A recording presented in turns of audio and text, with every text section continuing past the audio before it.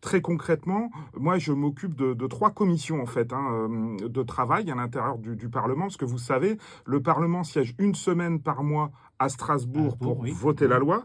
Et puis, les 3 autres semaines, c'est le travail d'élaboration législative qui se fait, lui, à Bruxelles. Ce qui est formidable, c'est que j'ai autour de moi une équipe, ici, localement, à Strasbourg et à Bruxelles, de gens formidables, dans une délégation de la France Insoumise qui est à la bataille et dans un groupe The Left de 46 députés de toute l'Europe qui sont riches de leurs différences, de leurs histoires différentes, mais qui sont tous attachés à la rupture, à la gauche, à une certaine radicalité sociale et écologique qui est tellement essentielle, encore plus lorsque l'on voit les résultats en Allemagne, vous les avez vus Oui. tout récemment, qui ont vu l'extrême droite doubler son score. Il y a besoin d'une gauche de rupture. Et vous savez, il y a une donnée, moi, que je retiens de ces premiers mois à Bruxelles et à Strasbourg. C'est un grand virage à droite et à l'extrême droite. Et le Parlement européen est à l'avant-champ. Vous savez, on a 3 groupes d'extrême droite. Extrême droite, extrême, extrême, extrême, extrême droite, avec, par exemple, Marion Maréchal Le Pen, Jordan Bardella, Sarah Knafo, hein.